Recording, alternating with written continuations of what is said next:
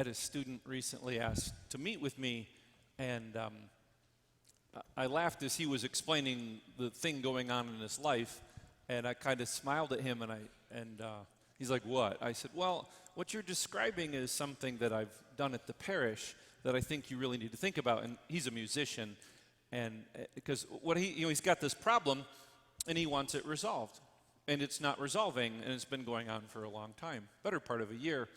And I just smiled. He goes, "Why are you smiling?" I said, "Because this is life, man." This is adulting. Things don't always resolve on our time. So I asked Tumani if he could give you this example. We've done this before, but just to give you an example of when a chord resolves musically. Oh,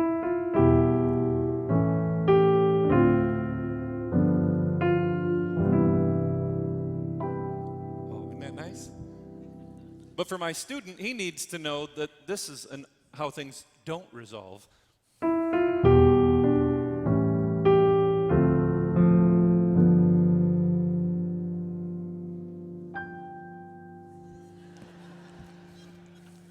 You may not be a musician, right? But in your marrow, you know that's not right.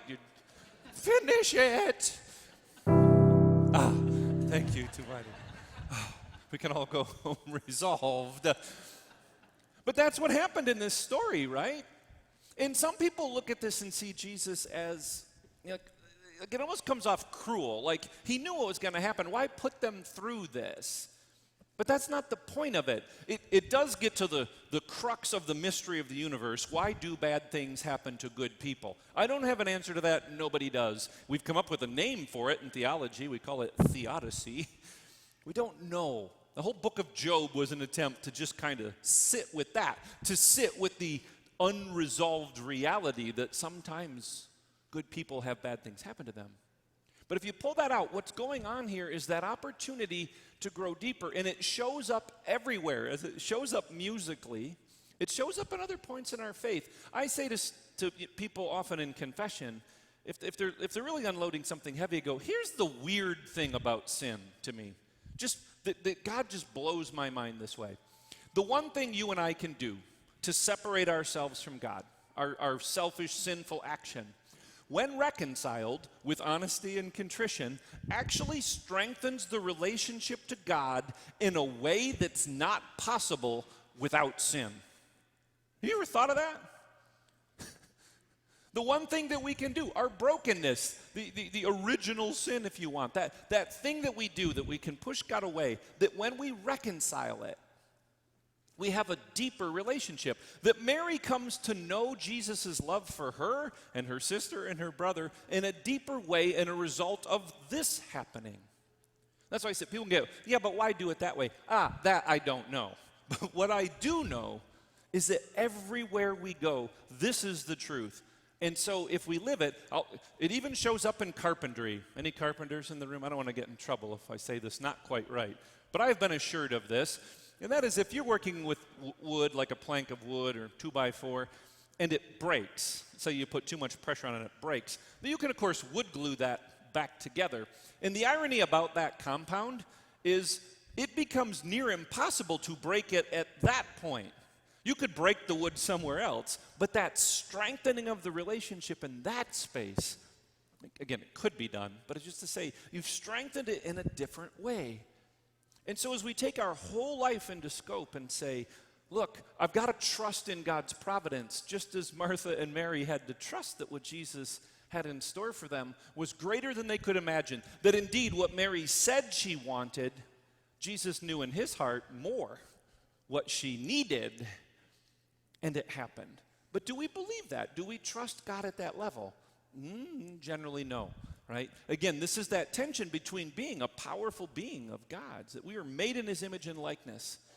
And so because we can be powerful in space, because we can co-create with him, it's easy to quickly fall into the control and I've got this, and we're no longer trusting in his providence. And so all of our life has these elements of the unresolved. And again, usually comes back to the fact that we don't control other people. That's where the unresolved comes from, is that people that we don't control, which is everybody, do things that, we didn't want. Or something happens and you're looking at it going, I need that to resolve. And it will on God's time. But do we trust his providence? As I said, everything that you look in life comes to this space, which is the opposite of what the Western world says is the case. It's not about the gathering up, it's about the letting go. It's not about the winning, it's ironically about the losing, or what appears to the world to be losing. What appears to the world to be losing. You just can't meditate on the cross and focus on the success and the accumulation of things. It's the opposite of that. It's the opposite of that. But again, you see this in other things. When students will say to me, yeah, Father, that's all good for Sunday, but how does that help me in my games, or how does it help me in the classroom? It's the exact same thing. Kobe Bryant once said, if you're afraid to fail, you probably will. You probably will.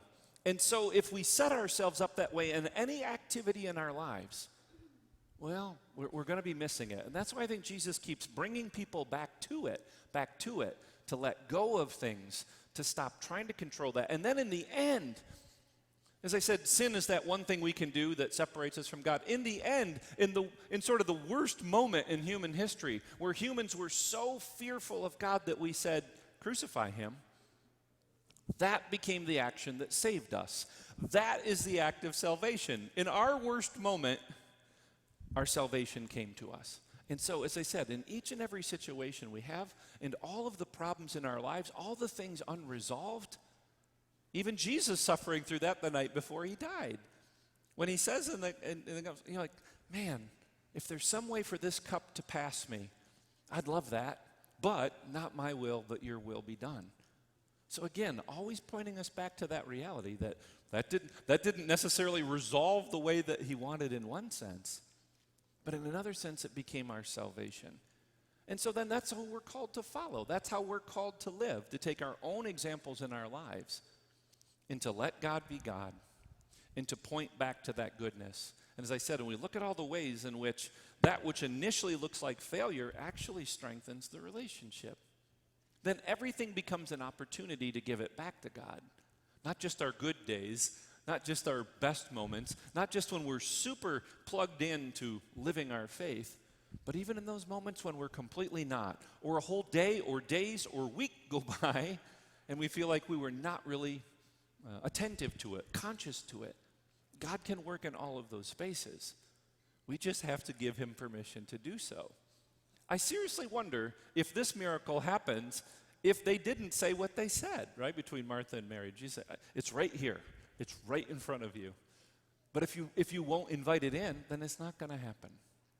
Just something for us to think about. As I was saying to the little ones, as we're coming up to Holy Week, to be thinking about what's being communicated to us, not just about the historical moment of the life of Jesus, and certainly what's going to happen here at this altar in terms of the Eucharist, which again is him saying, take my presence within you. Let it change you at the molecular and cellular level to be someone that's more and more committed and dedicated to sacrifice of self for the good of others, for the good of the world, for the good of the universe.